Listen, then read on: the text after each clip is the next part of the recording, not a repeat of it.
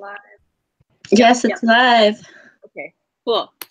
Do you guys fill out those questions? There was only 3 questions, right? Yeah. Actually, I didn't know. I haven't. Sorry. No, you're good.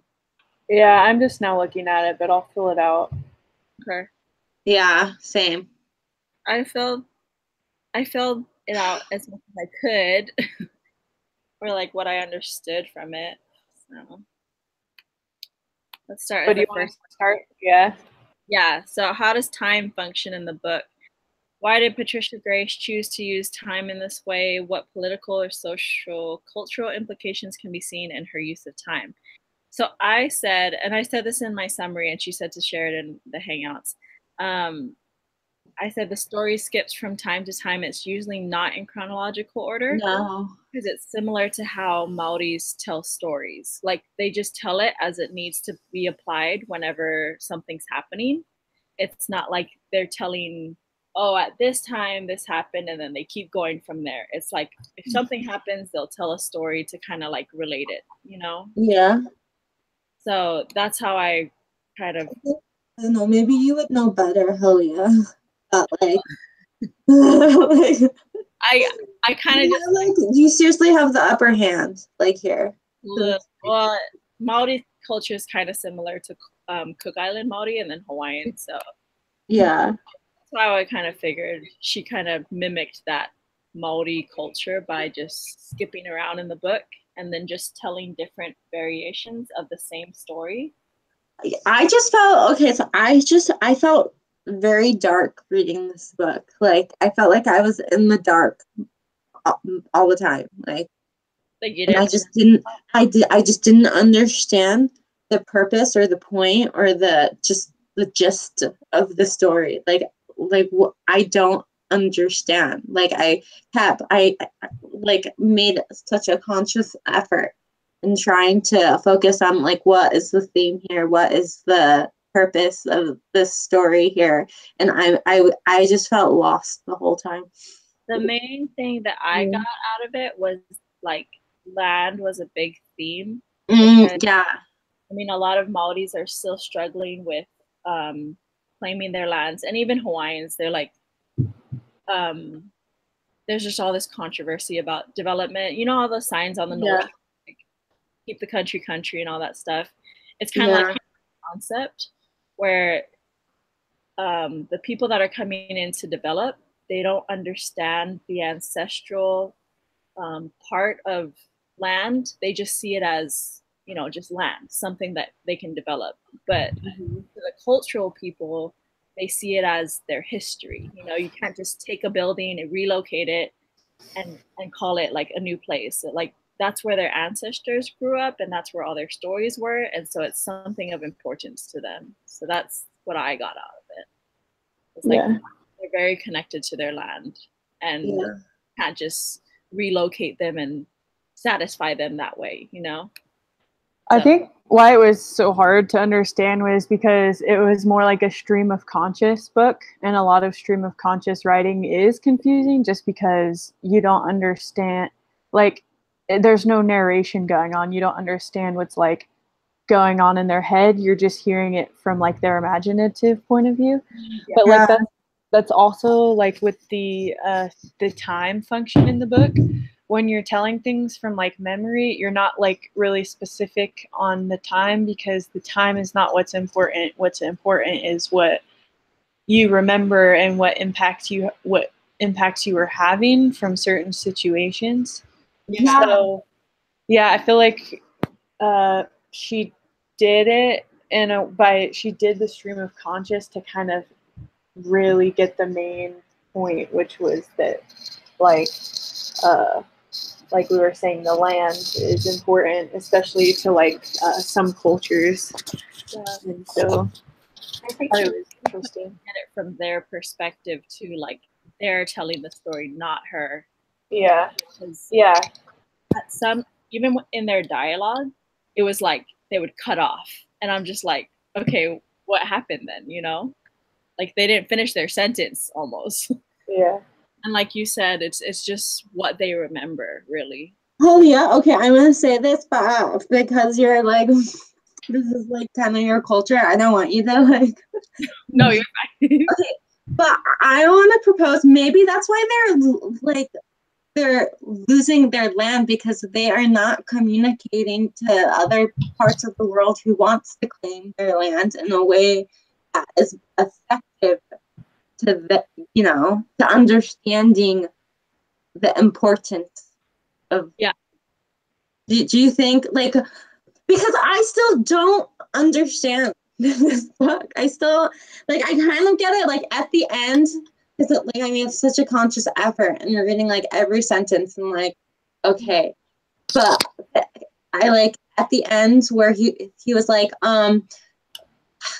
they just kept talking about, like, the death. Like, the death was already with us. It was just when it actually happened, or when like, we knew he was gonna die, but like the reality or the manner of it, and it's still, I was still lost with it. And I feel like that's why maybe they're not having. I feel like I sound like a brat, because I'm like, this is why they're losing their land, because they cannot communicate. Yeah. No, like, I was. What? Yeah, I think every place. Oh, sorry. No, go ahead. I just think that, like, every place is gonna have that, like, we talked about it in one of the GEs, but about, like, cross-cultural understanding. Mm-hmm. And, like, I think that in any place, it's no matter how much you try to communicate to others, like, it's always going to be a problem trying to understand their point of view, just because it's not your own, and you just can't. It's hard to, like. Yeah, I was reading, like, some summaries online about, like, how there's this lady that really liked how Patricia Grace delivered the message, the way Mauri's. And then there's another person that I remember reading their comment saying, "Oh, I didn't like it because it didn't like it didn't please, like, most like westernized writers. It didn't write it like Western culture." And then someone else commented and said, like, well, like, that's the beauty with writing. You can write however you want. It doesn't have to be necessarily westernized, but man, it helps, and I feel like it reaches a lot more people. Yeah. I'm not sure, like, how effective it was for, like, Maurice to read this book and, like, see it from their point of view. I don't know if that helped, if that was her purpose. Yeah. To, like, connect to their culture, Yeah. But it was just a hard book. I'm sorry, guys. I'm like on the defensive. But, like, I feel that, I don't know, I think I was more so on the Dollarman side at first. Like, you're giving them opportunity. They're obviously living in poverty. You want to provide employment to them. But they didn't see themselves as poor. Exactly. So, like, I didn't realize that. And that was kind of cool to realize, like, not everybody sees, like, having a job as, like, being successful, or, like, Yeah. Like, they didn't see themselves as poor, so that's cool. Like, they accepted their state. Yeah, I think there's just a different definition of I guess poverty or wealth, and it's like written in the sky. Like, he went back to live at the park, and he was fine, Yeah. He was happy. Yeah, so. Yes and no. What did I write? I wrote something. Yeah, their wealth was their history, and just keeping that alive and passing those cultures and those traditions on. It's like, as long as you keep that alive, then they see, like, their generation as successful. Yeah. Because they thought developing the land was like death, like cultural death for them. Yeah.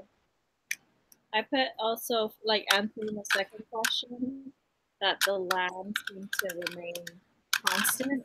It was like, even though they experienced all those trials, like they lost their garden and they like everything was polluting the ocean or whatever, their house got burnt down, like the land was the only thing that remained constant, and they just rebuilt because it was something that was able to be there to be rebuilt on. Does that make sense?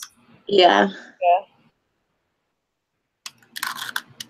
Do you remember in the end where like they woke up and they saw people they're like destroying some structures on the hill, and then they were like, oh, let's go back to bed so we don't have evidence, or we're not a witness for this. Yeah. I thought that was funny.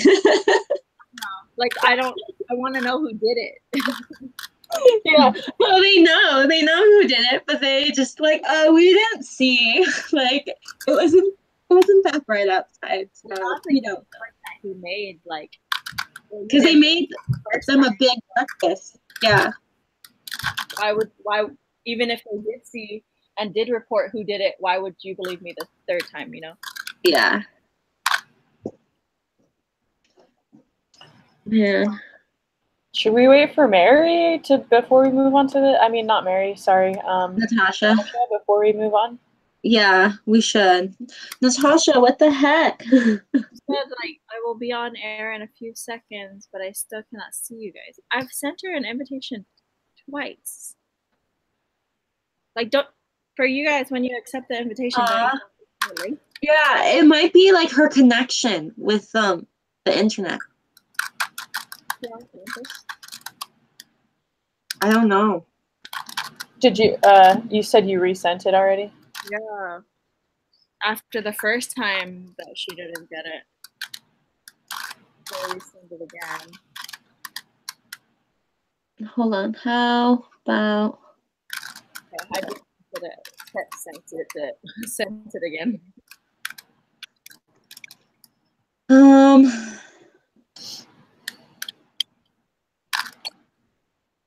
I think maybe because she's still like, oh, she sent us a screenshot of what they look like. Hey, can you explain something to me? What do you mean the first or second time they didn't believe them? Oh, because they asked like who they thought built that dam that damaged their gardens. Oh, yeah. Them, the reporters, that kind of like twisted their story of who they thought did it. Yeah. The second time about the fire. Yeah, I remember that. Would be about. But weren't they doing that on purpose? The dollar men did it on purpose because they didn't accept their money. Yeah. But like, there was no evidence of it. Because there was no evidence of it because they cleaned it up, right?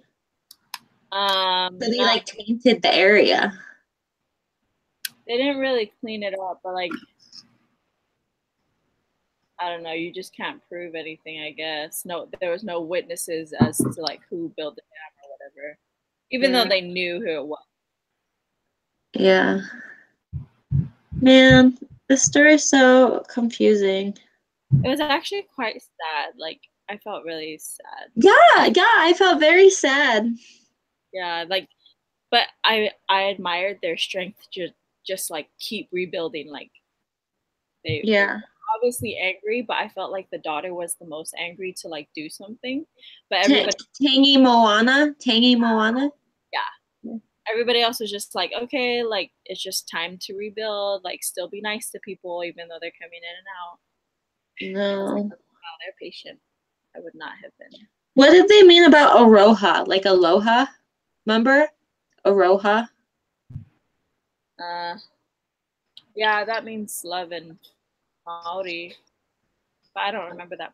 Sorry. Yeah, sorry. They were saying a lot of words that I didn't understand.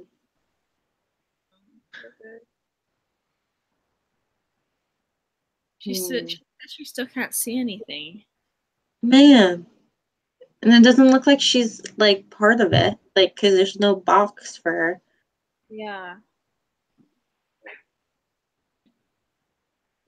We could just tell the teacher, maybe she'll let her just turn in that document questions.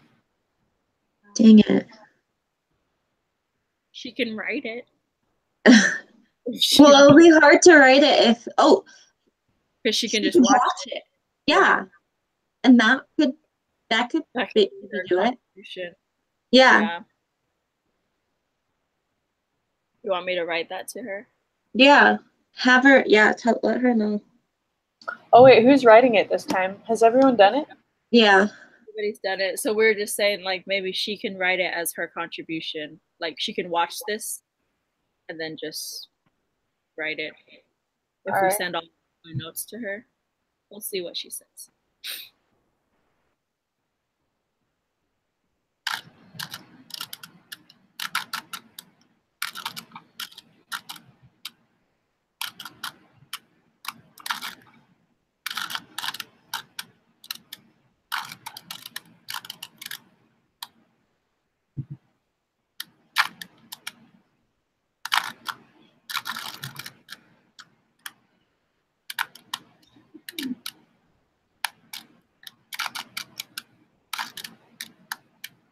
So I guess the role of land in Potiki was just getting back to your roots.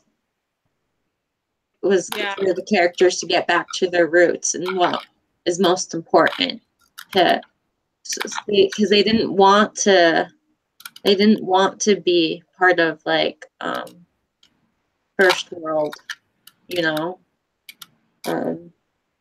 issues, I guess. They wanted to remember their genealogy and their family history. Yeah. That is by remembering the land. I kind of, because I'm Hawaiian and I hear a lot of, like, Hawaiian conflict with the land and stuff, I always thought, like, man, they're just, like, being so complicated. Like, just, I don't know why they're being like that. Kind of, like, I just had that perspective. But then after reading this, I kind of understood more of why they didn't want to let go of the land so easily. And it made me appreciate it more, I guess. Instead of just saying, like, oh, you're so annoying, like, always protesting about the land or whatever, even though it's my culture. But. Well, it's kind of like if you lose the land and if you develop it, and it's like you lose that cult, like if you take a step away from that culture, it's like I mean, I think that's where, like, cultural understanding comes into play. Yeah. Like, the Dollarmen obviously didn't understand the significance of the land. Yeah. They just saw it as dollar signs. Yeah. Yeah, and for them, since they had already been, like, on their land for so long, they've been able to, like, build connections to it, and then also, like, they've buried a lot of their family and stuff in the land. So you can't just, like, expect to go into some foreign land and then start building on all these things, where all these places where people have memories and they've laid down roots and they've got, like, family members there who have died. Yeah. In the land. So, I'm in Utah and I've never lived here, and I think it's the land. I mean, it has, like, all the church Mormon sites, but, like, honestly, I think it's so sad. Like, when they have like, their Asian food and their Thai food, it's all Americanized, like. You can't get anything really authentic, and all the authentic places people don't really go to because I don't know, like, because it's not American. Because it's like authentic places are not as good to them because they like the Americanized versions. Yeah. And so remember how like the last couple of pages in the book, they were talking about how they were like carving something in the wood, like like the history, the story of the events that happened in the place. And I think like that they don't want their land to be westernized, like cluttered with chains, like these chains. They want it to have sentimental, value and meaning of the families of like how those areas grew and like strengthened. Because like the dollar men, their argument was like, well, we'll be providing jobs for you, and like you'll have all this money, we'll pay you to relocate and everything and move houses. Oh yeah. And they're talking about the central area, but it's like they are in the central area.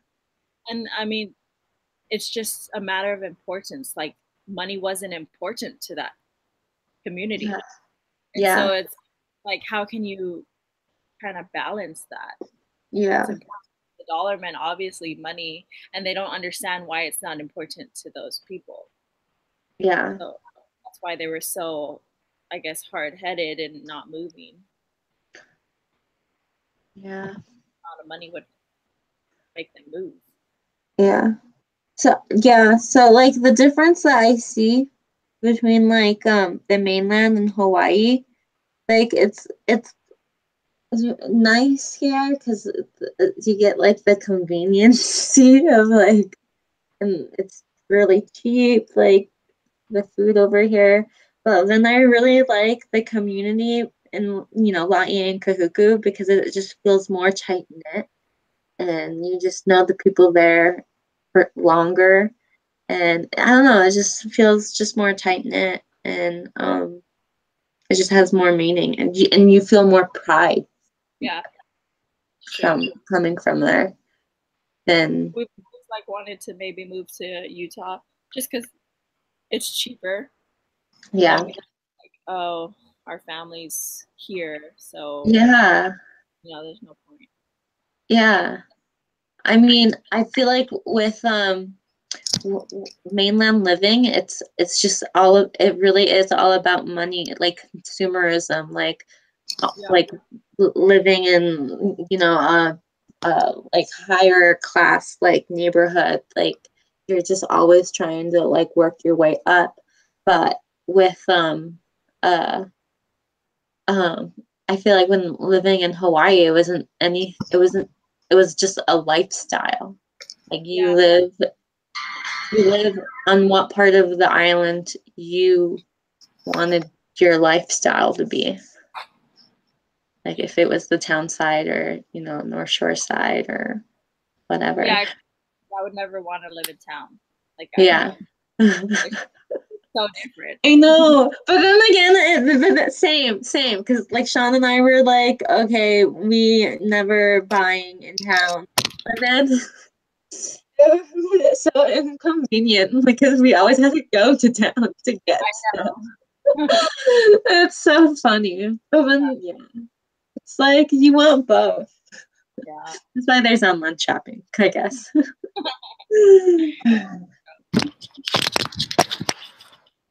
Well, she said, Natasha said it's connected, but maybe it's the laptop itself. Yeah. Man. I don't know what to tell her. But I mean, if she can write it, that would be good. Yeah. I feel like that's the way that she could contribute.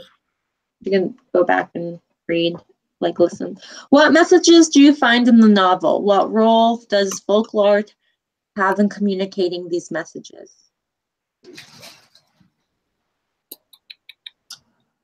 Well, I honestly didn't understand. It wasn't clear. Well, wasn't one of them like the burying the placenta or something?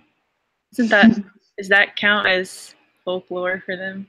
Or as, like tradition or something. Oh yeah, that is tradition. Like even in Polynesian culture, it's tradition. Yeah, like tell me again. You bury your placenta and you like plant a tree, so it's like giving new life. Oh. Yeah. Never heard of it. But like this one, I knew that was one, but then they would like bury the guts and stuff of the things they killed. I didn't. That's a thing too, or? Oh, I don't know. That was new to me. Yeah. Well, I don't know. I think like just the folklore, or it just helped. It functioned a lot to like show the cultural, like how there's a lot of symbolism, right? Like, I don't know. I'm guessing. Yeah, it's just I don't know. It really added to like showing that how strong their culture was, and that it like means something. Like it was kind of building up a sympathy, like making the audience sympathetic to their situation. Yeah. I thought because like Maori tradition is also like passed down through storytelling, and it's a way to keep their culture alive. So I kind of felt like this was another way to like tell their story and to keep that culture alive. And like the themes was like that I found, or the messages that I found in the novel was like money cannot buy happiness always. Or, like, no, that's true. With less doesn't always equal poverty. Like you can be happy and living on the land and living with less. It's just your outlook on life, I guess. Yeah. And then the last message I thought was like tight knit communities that are united will always be able to rebuild. Because I saw that theme, like every time something happened to them, they just picked themselves up and rebuilt themselves, and they were fine. So, yeah, that's what I found. Did you guys find any other messages? No, just those obvious ones, I guess. Yeah, the land was a big one. Yeah, the land. Conflict with the land. Conflict. Yeah. Do you guys think there was anything special or unique? All of these special needs children, like there is a comedic theme in there.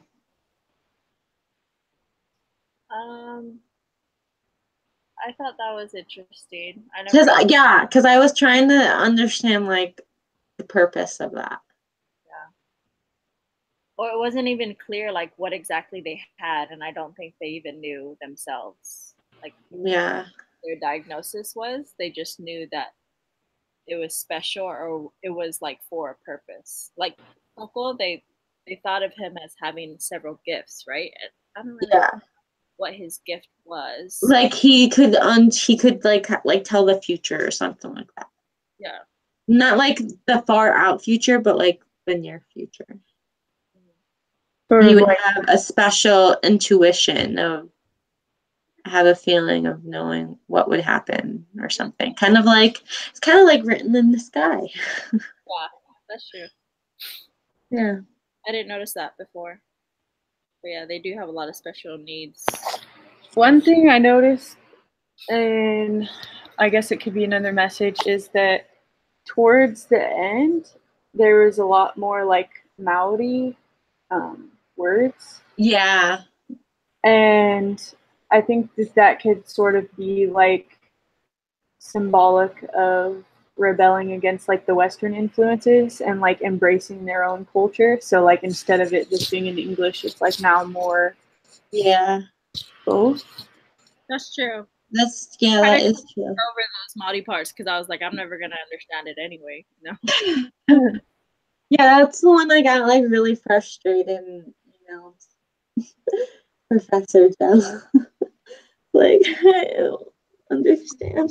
I feel like you got the gist of it though. Like, yeah, but I don't know if it's enough to like write a paper. Like I was trying to underline some text while reading, for my paper, but I just, how sometimes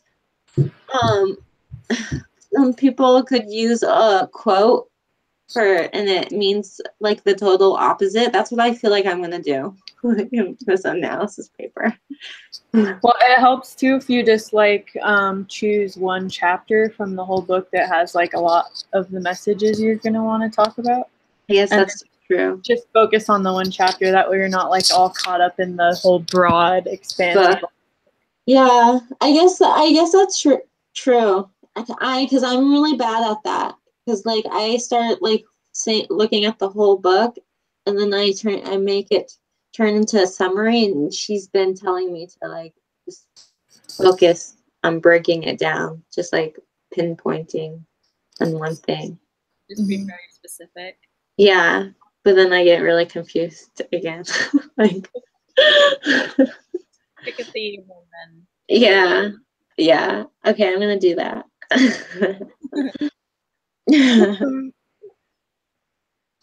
I think this was helpful. This was helpful, like discussing it and just like venting about my frustrations. Well, like I can send you my notes if you want to. Maybe that will help. I don't have any quotes in my notes, but like the summary of what I thought. That would be helpful. Okay. Is Natasha writing it? Did she agree to write it or? Yeah, she did. Okay. So if everybody could just send her the notes. Yeah. Okay. Sounds good. All right. We're all goods. Yeah. The link, and I'll send the link to Natasha as well. Okay, sounds good. Okay, thanks, guys. All right, bye guys.